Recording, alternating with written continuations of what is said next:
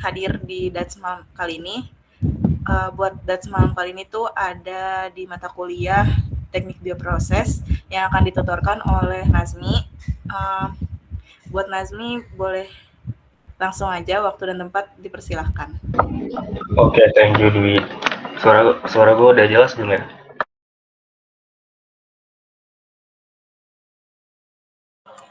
Jelas.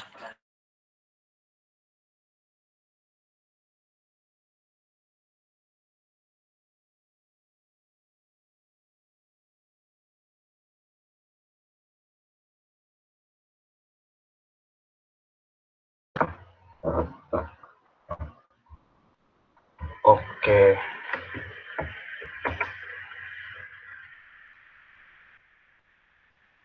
Ini PowerPoint-nya udah kelihatan kan ya?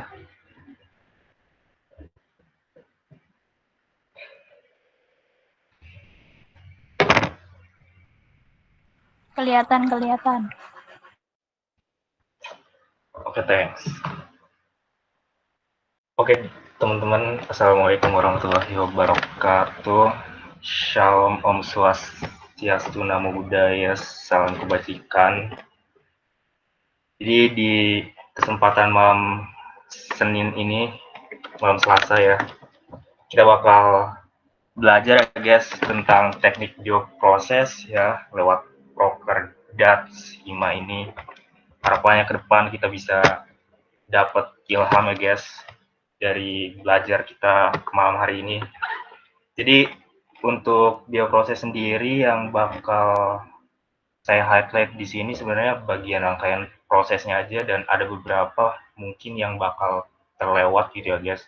Jadi secara keseluruhan 100% dari apa yang selama ini udah kita pelajarin sama dosen Prof Eka itu enggak 100% gue bahas di sini guys, dan itu jadi salah satu keterbatasan di pematerian saya ini ya guys. Jadi harap dimaklumi. Oke, kita langsung aja masuk ya guys ke bahasan pertama kita untuk dasar yang paling penting dari teknik bioproses itu sendiri guys. Dia adalah mikroorganisme nih. Jadi apa sih itu mikroorganisme ya? Nah, mikroorganisme ini atau yang sering disebut sama ini ya, MO ya guys. Dia itu adalah makhluk hidup yang mampu memperbanyak dirinya gitu guys. Lebih cepat, lebih singkat gitu dibandingkan dengan makhluk yang ada di bumi ini. Dan dia itu bisa sembari melangsungkan reaksi kimia yang rumit di dalam selnya gitu guys. Jadi dia nanti bakal bereaksi, kemudian bakal ngelepasin enzim, dan enzim tadi itu yang bakal melangsungkan ya reaksinya. Dan untuk melangsungkan suatu reaksi itu dia sangat praktis gitu ya guys, dibandingkan sintesis. Nah, untuk bioproses sendiri, mikroorganisme yang digunakan pada rangkaian alur bioproses itu umumnya ada 3 tipe mikroorganisme nih. Yang pertama itu mikroorganisme bakteri ya. Yang kedua mikroalga, yang ketiga itu fungi guys. Ya kayak bakteri mungkin sering kita dengar dari yogurt gitu. Produk-produknya yogurt, terus Yakult gitu ya guys. Nah, kalau mikroalga ini yang lagi booming sekarang tuh tentang bioetanol gitu ya. Mikroalga tuh biasanya medianya cair guys, untuk keberlangsungan proses reaksinya, untuk proses produksi fermentasinya gitu. Dan rata-rata mikroalga tuh yang namanya ada SPSP gitu tuh. Nah, kemudian kalau fungi ini biasanya di makanan guys, kayak tempe, kayak tahu gitu ya. Ini yang bikin tempe itu, nah dia itu pakai jamur, ragi gitu ya guys. Itu untuk mikroorganisme dalam bioprosesnya nih. Nah, kita lanjut nih guys ke nutrisi guys. Salah satu syarat penting suatu mikroba itu bisa berlangsung hidup. Mungkin kita bisa ambil contoh dari manusia ya. manusia itu kan sebenarnya hidup dalam suatu wadah sebenarnya, suatu media ya. Kalau misalkan kita loncat ke bulan nih, kita bisa aja nggak bertahan hidup gitu. Karena di bulan itu hampa udara gitu, nggak ada medianya. Sedangkan kalau di bumi kita punya udara gitu, bumi punya media untuk manusia bisa hidup gitu guys. Sama kayak mikroba, mikroba juga butuh medianya gitu. Dan kalau misalkan manusia udah hidup di bumi yang punya udara, udah punya medianya, manusia itu gak bisa menjamin, mereka gak bisa menjamin bisa hidup besok hari gitu. Ya, mereka itu butuh asupan nutrisi ya guys, manusia tuh. Kayak cireng, kayak risol, batagor gitu ya guys. Tanpa tanpa nutrisi-nutrisi itu ya mereka gak bisa dijamin gitu bisa hidup besok. Nah, makanya nutrisi itu penting untuk keberlangsungan hidup, khususnya di mikroba gitu ya guys. Nah, ada 6 nih yang nutrien yang penting ya untuk dipenuhi oleh mikroba. Yang pertama itu adalah air, karena fitoplasma fitoplasma itu komposisi terbesarnya dari si mikroba ya. Dan air juga yang mengatur tekanan osmotik dalam suatu medianya. Kemudian ada karbon juga nih guys. Dia itu adalah penyusun utama ya, unsur penyusun utama sel hidup gitu. Makanya dia di salah satu penting gitu. Kemudian ada mineral, ada oksigen, ada trace elemen, vitamin gitu. Dan untuk oksigen dia itu ada ketentuan khusus di mana bakteri itu kan ada bakteri yang punya identitas butuh asupan oksigen, yang aerob dan nggak butuh oksigen dalam proses berkembang biaknya.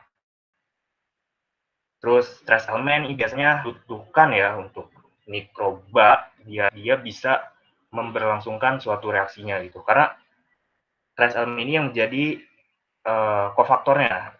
Dan ketika kofaktornya ini udah terikat pada mikroba, dia baru bisa melangsungkan suatu reaksi itu. Bisa memfungsikan fungsi enzim. Kemudian ada vitamin juga berperan sebagai koenzim atau kofaktor organik yang dibutuhkan oleh enzim tertentu. Itu untuk nutrien. Nah, sekarang kita masuk ke isolasi gas. Nah, jadi di sini agak lucu ya guys. Kita bakal mencoba tutoring cara isolasi mikroba ya. Tapi sebelum kita tutoring nih guys, kita itu perlu tahu dulu tujuan apa kita harus isolasi mikroba. Jadi, di kasus ini kita punya suatu mixed culture, di mana tabung reaksi yang ada di bagian sebelah kiri, dia memiliki dua jenis mikroba. Dua jenis mikroorganisme ya. Mikroorganisme A dan mikroorganisme B. Ya, contohnya maaf ya karena nggak pakai contoh secara nyatanya gitu. Kayak, kenapa nggak namanya aja? Ya, kita contohnya pakai A sama B dulu ya guys, biar mudah. Nah, kemudian di sini juga ada alatnya nih, ada beberapa alat dan bahan ya. Ini adalah tabung reaksi yang isinya adalah bakteri. Kemudian di sini ada bunsen buat sterilisasi, ada ose, alat untuk teknik gores, dan ini adalah cawan Petri. Nah, tujuan isolasi mikroba adalah untuk memisahkan bakteri A dari bakteri B. Jadi kita itu pengen memelihara si bakteri A-nya nih. Kita pengen memurnikan bakteri A-nya. Ini yang pengen kita murnikan gitu.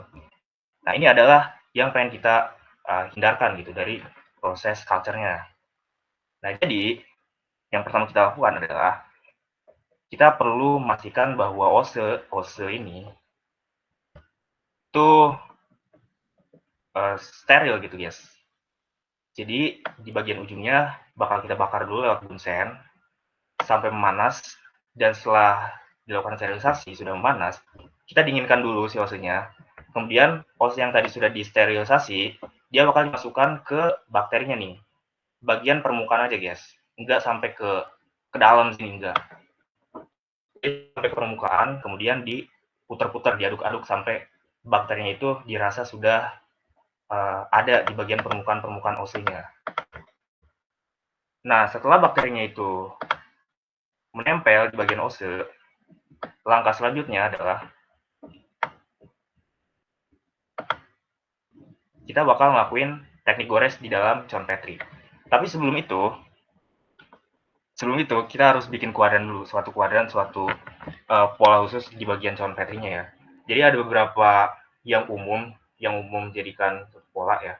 Polanya itu T3 nih, jadi itu kuadran 3. Jadi polanya seperti ini, yang paling atas dia 1, terus yang sebelah kanan kuadran 2, yang kiri itu kuadran 3. Nah, jadi dari kuadran-kuadran ini, nantinya tujuan kita itu bakal manen mikroba yang hidup di bagian kuadran 3-nya gitu. Kita bakal gores-gores dari kuadran 1 bakal digores untuk kuadran 3, 1 ke 2, 2 ke 3 gitu.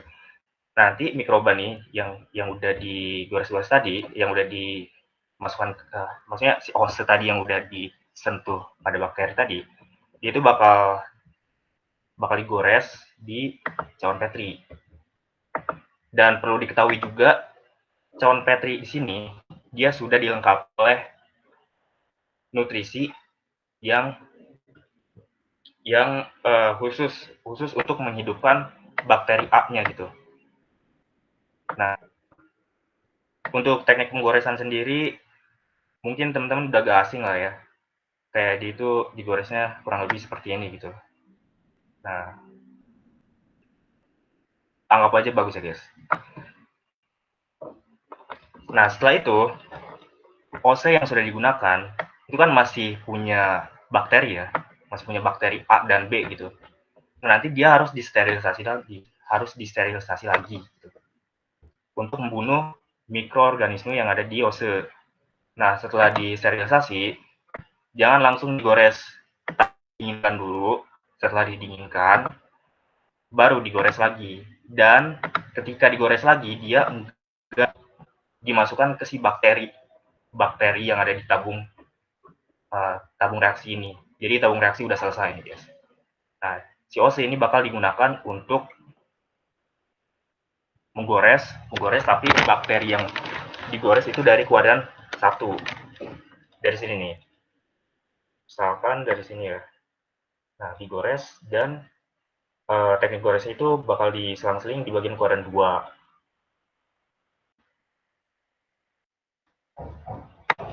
Nah, setelah itu di bagian OC itu kan kondisinya sekarang ada mikroba ya. Mikroba bekas goresan di kuadran 2 ini nih. Nah, dia harus disterilisasi lagi. Setelah disterilisasi, didinginkan lagi, dan ketika udah dingin, baru dia dilanjut untuk penggoresan di kuadran ketiganya gitu. Lewat kuadran kedua pastinya ya. Jadi digoresnya itu mulai dari kuadran kedua, ngambil bakteri kuadran kedua, setelah itu baru dibuat polanya ya. Dan untuk kuadran kedua itu polanya lebih longgar daripada kuadran ke-1, dan kuadran ketiga itu lebih longgar lagi itu untuk daripada kuadran kedua kayak gitu guys. Dirasa udah selesai untuk ya. Nah, setelah kita melakukan teknik gores, kita itu bakal masukin si cawan Petrinya ini ke inkubator untuk memberikan kondisi optimum suatu bakteri bisa hidup. Nah, ketika dia udah berada pada culture yang tepat nih, bakterinya akan berkembang biak dan bisa diamati gitu. Dan ini adalah salah satu contoh ya yang ada di internet, di mana bakteri untuk tipe kuadran ketiga ini, dan ini adalah koloni-koloninya yang sudah berkembang biak gitu. Dan ini adalah salah satu garisnya, nih garis yang ditarik untuk kuadran kedua, terus ini tarikan garis kuadran ketiganya. Nah, setelah itu bagaimana? untuk mengisolasinya. Tujuan kita kan untuk mengisolasi ya. Gimana caranya kita bisa menghidupkan satu koloni aja gitu. Satu tipe mikroba aja. Jadi kita juga tahu kan yang bakal kita panen itu di bagian kuadran ketiga nih. Ada alat yang namanya needleless. Dia kayak mirip dengan pose ya, tapi ujungnya itu bukan loop, ujungnya jarum gitu guys. Nah, jarum yang tadi itu bakal kita tusuk-tusuk gitu ya di bagian titik di bagian kuadran ketiga ini. Misalkan bagian sini ya, ujung sebelah kiri. Nah, pinggir-pinggirnya itu ditusuk-tusuk guys. Nah, setelah ditusuk-tusuk pinggirnya baru bagian tengahnya ditusuk, dan ketika dia diangkat tuh bakal menempel gitu di bagian ujung si needles tadi, jarumnya tadi tuh.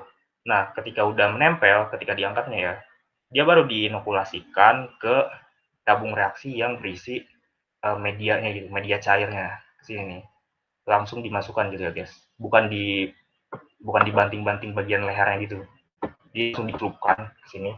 Dan tentunya si needles ini udah disterilisasi dulu nih di bunsen ya. Baru dia ditusuk-tusuk, kemudian dimasukkan ke tabung reaksi. Nah, tabung reaksi nanti bakal dimasukin ke inkubator atau kayak versi kulkasnya gitu yang bisa ngebekuin si bakteri atau medianya lah, media cairnya itu.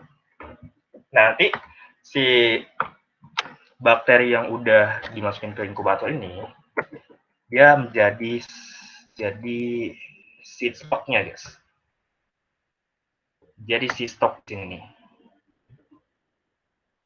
Dan ini juga yang nanti akan di scale up, dan untuk masuk dari proses seed stock ke scale up itu ada yang namanya proses flash check guys.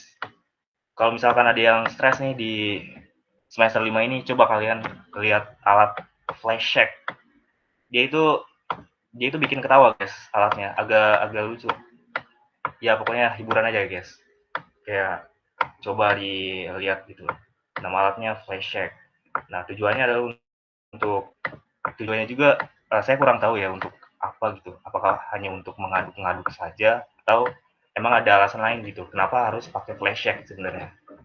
Apakah dia udah bisa hidup tanpa ada pengadukan gitu? Saya juga kurang tahu. Nah, dari scaling up sebenarnya dipengaruhi juga dengan tipe reaktornya. Kalau misalkan tipe reaktornya adalah batch, dia nggak perlu untuk di scaling up gitu ya. Maksudnya jadi di scaling up itu ada yang namanya alat seed fermenter, dan ketika seed fermenter ini mau digunakan, dia tidak digunakan untuk reaktor batch, cuman digunakan pada feed batch sama continuous. Dan ya itu jadi salah satu faktor tipe dari reaktornya. Nah, setelah dilakukan proses fermentasi, nanti panennya itu bakal dipisahin nih, bakal dihimpun terus dipisahin berdasarkan biasanya tekniknya itu pemisahan pengendapan gitu ya. Setelah itu baru dipurifikasi, quality control sama si packaging-nya. Kita kan next dulu deh. Nah, bahas tentang bioreaktor sebenarnya bukan pembahasan tentang bagaimana cara fermentasi dilakukan kalau di sini ya guys. Jadi mohon maaf karena untuk materi ini yang akan saya bahas itu adalah komponen dari bioreaktornya. Jadi ada 5 komponen utama nih untuk bioreaktor sendiri. Komponen yang pertama adalah tangki itu sendiri nih, tempat berlangsungnya suatu reaksi fermentasi. Jadi di sini adalah tempat terjadinya nih. Nah, kemudian komponen yang kedua adalah agitasi. Jadi agitasi ini digunakan untuk meningkatkan distribusi partikel dan memperluas distribusi si bakteri atau mikroorganisme tadi. Nah, yang ketiga adalah cooling systemnya. Di sini ada cooling system. Dan cooling system ini digunakan untuk mendinginkan hasil sterilisasi lewat steam-nya. Dan saya juga masih kurang memahami ya dari sistem steam tadi itu sebenarnya dia keluarannya dari mana gitu, atau masukannya dari mana. Apakah dari dalam reaktornya langsung atau dari luaran reaktor gitu. Itu juga masih keterbatasan ya. Belum mendapatkan info yang validnya gitu ya guys. Jadi mohon maaf nih untuk steam-nya saya belum tahu nih dari mana gitu. Apakah dia ada pipa khusus gitu. Nah, kemudian komponen yang ke berapa ya tadi? Oh ya, keempat ya. Keempat tuh aeration unit nih. Jadi aeration tuh sebenarnya diperluin untuk mikroorganisme khususnya. Kalau misalkan dia itu aeration untuk oksigen, dia berarti untuk mikroba aerob. Tapi kalau mikrobanya nggak perlu aeration, maka aerationnya ini nggak usah dimasukin, nggak usah dilibatin gitu. Dan sebenarnya bukan oksigen aja kan yang bisa dikasih lewat udara, bisa juga nitrogen gitu. Dan nitrogen salah satu nutrisi gimana caranya mikroba itu bisa hidup. Nah, yang terakhir adalah kontrol panel ini. Jadi kontrol panel komponen terakhir di bioreaktor ya. Kalau yang ada di video yang Prof kasih, dia untuk mengontrol sistem, untuk mengontrol parameter yang ada di bioreaktor agar kondisi-kondisi operasi itu sesuai dengan kebutuhan hidup si mikroorganisme. Seperti itu. Kemudian untuk keluaran ini bakal sama ya, sama seperti ya DFD-nya DFD-nya yang biasa kita lihat ya, pakai pompa gitu seperti itu. Nah, ini untuk bioreaktor.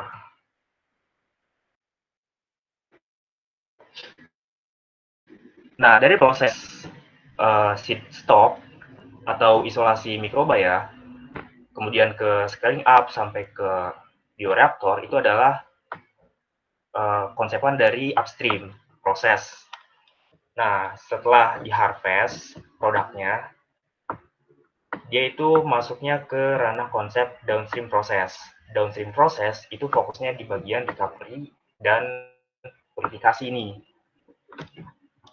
Oke. Nah, untuk downstream proses juga, dia itu terdapat dua skenario produk ya guys, berdasarkan jenis pembentukan produk oleh si bakteri atau mikroorganisme tadi. Jadi yang pertama itu ada skenario ketika mikroorganismenya ada ekstraselular, yang kedua itu ketika mikroorganismenya adalah intraselular. Nah, yang pertama nih ekstraselular, bedanya apa sih sama intra? Kalau yang ekstraselular, yaitu produknya dihasilkan di luar badan sel. Nah, jadi ketika pengen dipisahin, tinggal pisahin bakteri atau mikroorganisme sama si produknya aja gitu.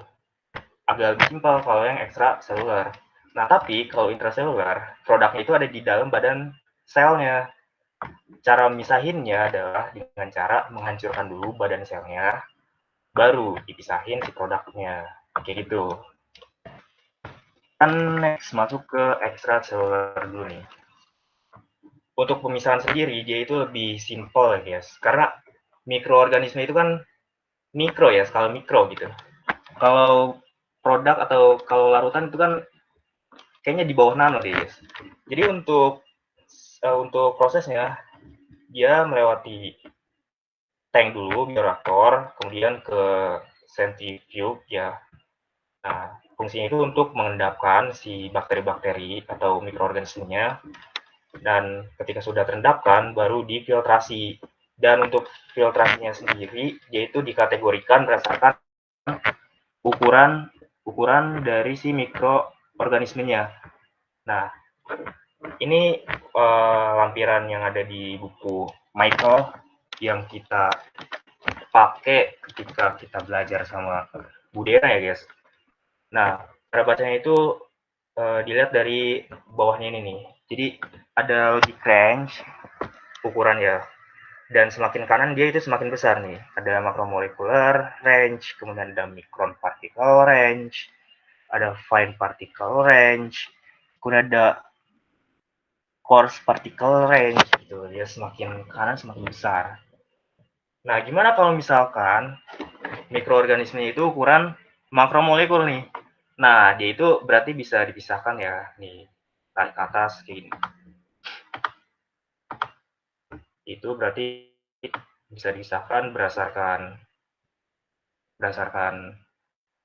prinsip size ukuran pakai ultrafiltration, kemudian kalau berdasarkan density dia bisa pakai centrifuge, kemudian kalau pakai prinsip ion charge dia bisa pakai ion exchange gitu.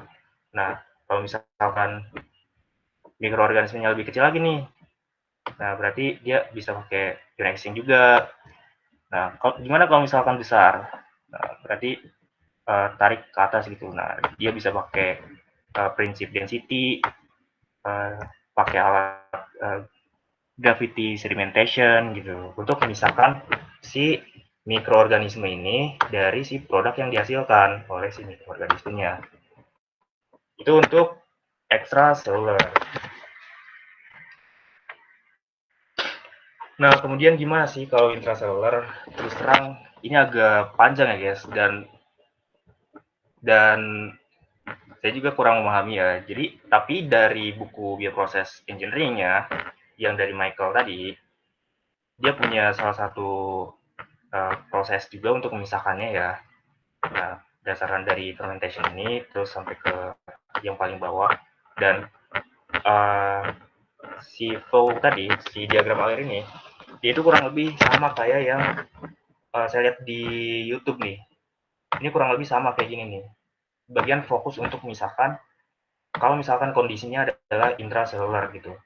Soalnya untuk menghancurkan badan sel itu kayaknya enggak semudah itu gitu. Dan bisa dilihat dari rangkaian proses yang panjang ini, yes. Kalau dibandingin sama ekstraseluler kan cuman dipisahin berdasarkan filtrasi doang ya. Filtrasi gitu, misalkan produk sama mikroorganisme. Tapi kalau untuk intraseluler dia kayak punya kondisi yang unik lagi gitu ya. Dan next,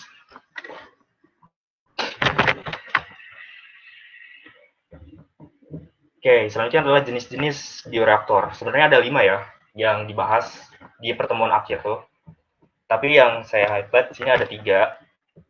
Yang pertama adalah batch process, yang kedua itu ada feed batch process, yang ketiga ada continuous process, dan kita bakal bahas satu-satu dari batch process dulu guys.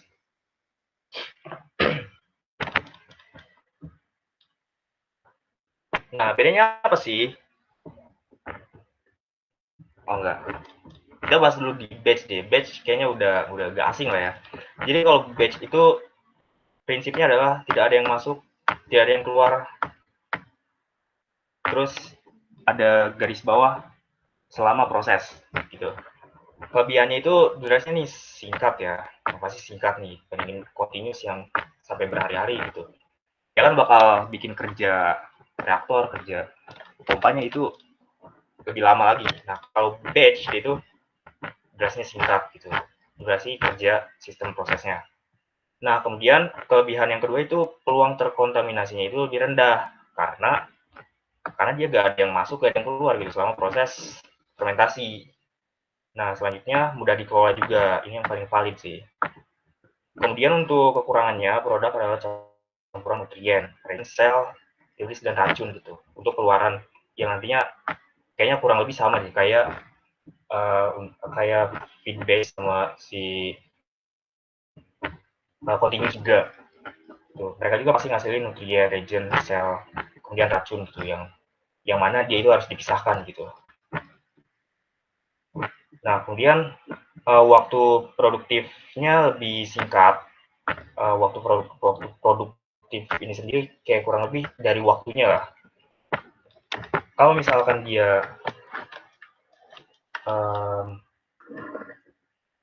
dia pengen dijadikan skala besar gitu, waktu itu kan jadi salah satu pertimbangan juga ya. Kayak gitu untuk batch. Dan oh ya di sini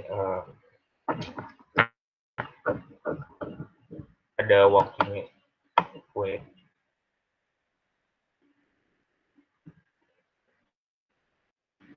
Nah, kemudian untuk feed batch, prinsipnya adalah ada yang masuk tapi nggak ada yang keluar gitu.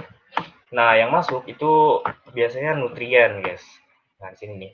Jadi setelah proses reaksi berlangsung, ada yang masuk itu adalah nutrien ya. Jadi ketika nutrien partial itu nutrien, kemudian sel, kemudian reagen udah masuk ke dalam reaktornya, selama proses nih ada yang masuk yaitu nutrien di sini nih. Dan nutriennya itu ditampung ya, ada tangki khusus bagian media atau substratnya yang sudah di scaling up ya dari si stoknya. Nah, dia ini bakal terus berjalan selama proses fermentasi gitu.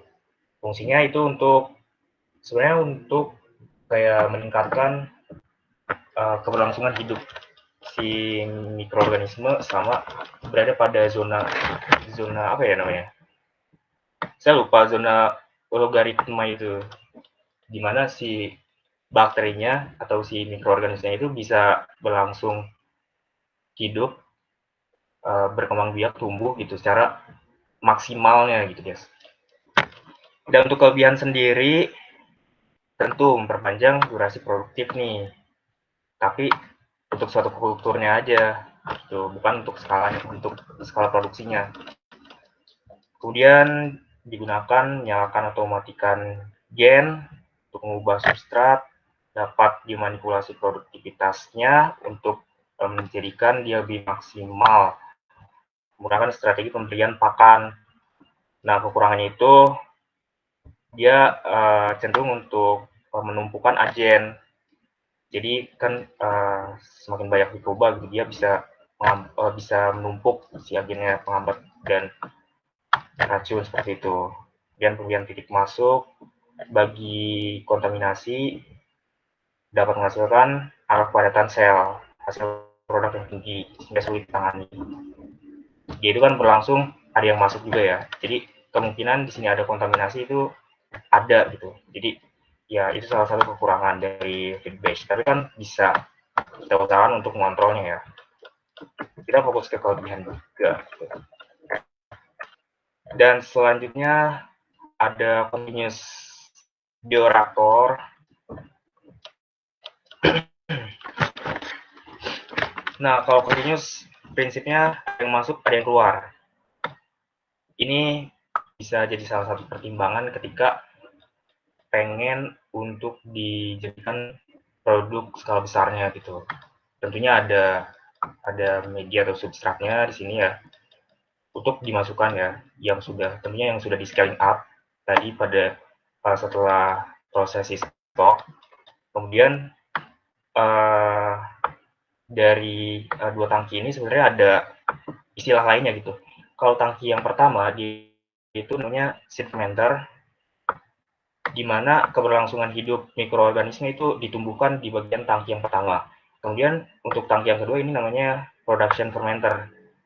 Dan di sini adalah keberlangsungan si mikroorganisme itu untuk membuat produk yang pengen dicapai gitu. Setelah itu untuk kelebihannya produktivitas lebih maksimal, waktu pembersihan sterilisasi, penanganan semuanya berkurang ya karena dipakai terus. Kemudian menyediakan kondisi tunak atau state. Untuk kekurangan sendiri sulit menjaga kepadatan populasi konstan dalam jangka waktu yang lama. Waktu proses berkelanjutan, dia dapat dipisahkan dengan rapi, keluarnya itu ya. Kemudian meningkatkan resiko kontaminasi. Itu untuk bioreaktor continuous. Next.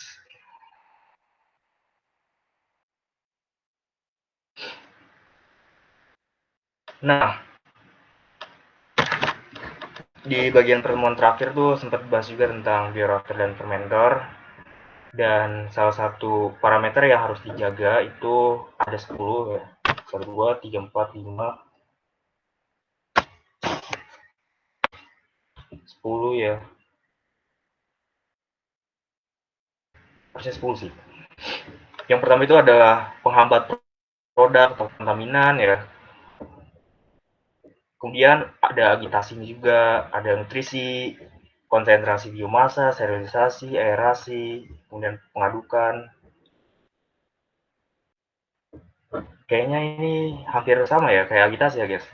Kemudian ada pemindahan produk, kemudian ada pemindahan panas, dan aktivitas mikroba gitu. Next.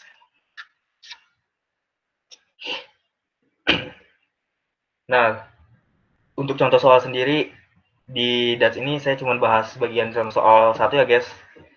Untuk soal 1, contoh soalnya itu kurang lebih narasinya seperti ini. Jadi, sebuah bioreaktor yang digunakan untuk memproduksi enzim dengan konsentrasi substrat awal itu 12 kali 10 pangkat negatif 3 molar. Konversinya 90%, yang ditanya itu waktu yang diperlukan produksi enzim. Nah, jika data kinetik yang diberikan sebagai berikut. Rmax-nya itu udah diketahui ya, laju reaksi. Kemudian tetapan laju reaksinya udah diketahui. Nah, jadi kalau di sini fokusnya ada di bagian persamaannya ya. Persamaannya itu kan yang bakal digunain untuk mencari waktu nih. Berapa sih waktu yang diperlukan produksi enzimnya? Persamaannya udah diketahui, jadi 1 per Rmax dalam kurung bla bla bla. Setelah itu dimasukkan parameter yang akan disubstitusi gitu. Dan karena si konsentrasi akhirnya mengacu pada konversi, jadi perlu diketahui juga konsentrasi ketika konversinya itu 90% berapa. Persamaannya itu seperti ini. Jadi yang CS atau konsentrasi akhirnya itu sama dengan 1 dikurang konversi dikali sama konsentrasi yang awal. Setelah dapat konsentrasinya, baru kita substitusi nih semua yang sudah diketahui. Jadi dari si Rmax itu 2,5 km sama dengan 8,9 kali 10 pangkat negatif 3. Kemudian CS0 itu 12 kali 10 pangkat negatif 3. CS-nya itu sama dengan 1,3 kali 10 pangkat negatif 3 ditambah CS0 kurang CS. Setelah itu dijabarin angkanya, kemudian diketahui waktu yang diperlukan untuk memproduksi enzim di reaktor ya. Ketika konversinya 90% itu 3,5 jam. Seperti itu.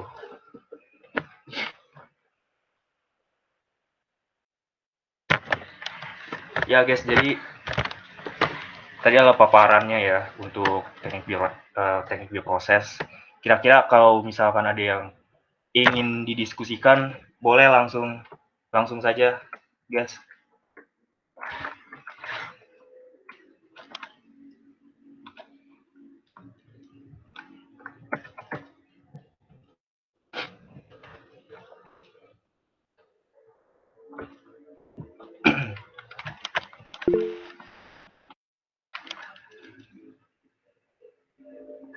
Betul guys, yang mau nanya boleh ya tanya saja guys. Kita di sini diskusi guys.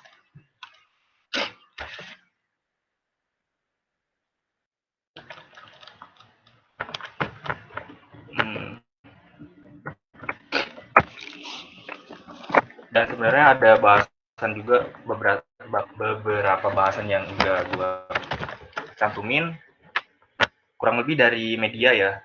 Jadi boleh nih media dicari dulu, kayak sebenarnya media cair padat terus gas, kayaknya gas jarang banget deh. Itu apa aja gitu, kayak media agar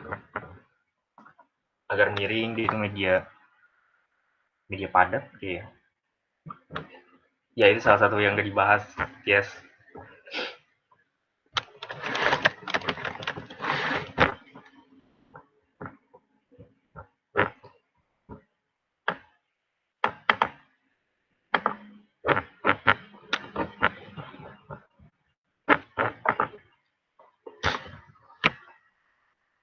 Atau cukup?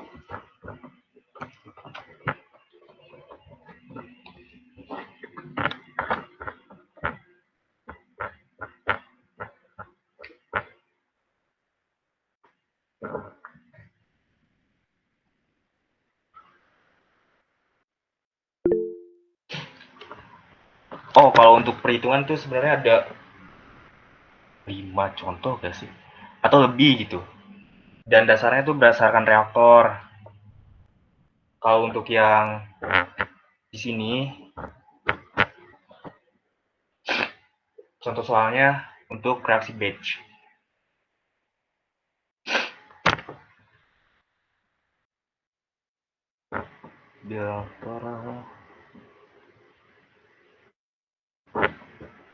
Ini untuk batch. Dan kemungkinan bakal keluar ya. Sempat ada bahasan juga untuk perhitungan itu bakal keluar gitu.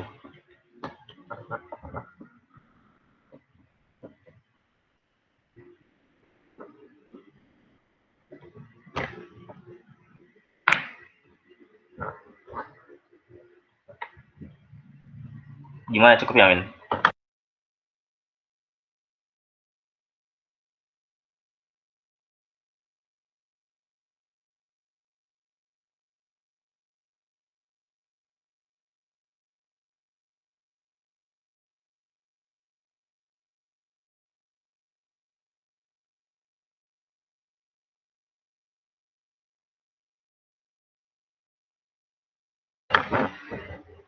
Oke deh, dirasa cukup. Jadi terima kasih teman-teman yang sudah join. Semoga harapannya kita bisa maksimal, guys. Kita bisa mendapatkan nilai A untuk teknik bioproses ini. Kita bisa dapat nilai di atas 95 ya untuk UAS nanti gitu ya, guys. Dan semoga bahasan kita untuk pembelajaran dari teknik bioproses ini bisa nyangkol gitu ya, guys, di otak. Kemudian kita bisa dilancarkan untuk pengisian UAS-nya, guys. Dan kita bisa hidup tenang gitu ya, guys, setelah kita melaksanakan UAS terakhir kita gitu ya. Iya kan? Terakhir nih. Nah, semoga diberikan kesehatan juga. Ya, karena kesehatan itu yang penting ya, guys. Amin. Amin. Mungkin dirasa cukup untuk bahasan teknik bioproses ini. Terima kasih teman-teman antusiasnya. Terima kasih, semoga lancar. Dan ya, Shalom, Om Swastiastu, Namo Buddhaya, salam kebajikan. Assalamualaikum warahmatullahi wabarakatuh.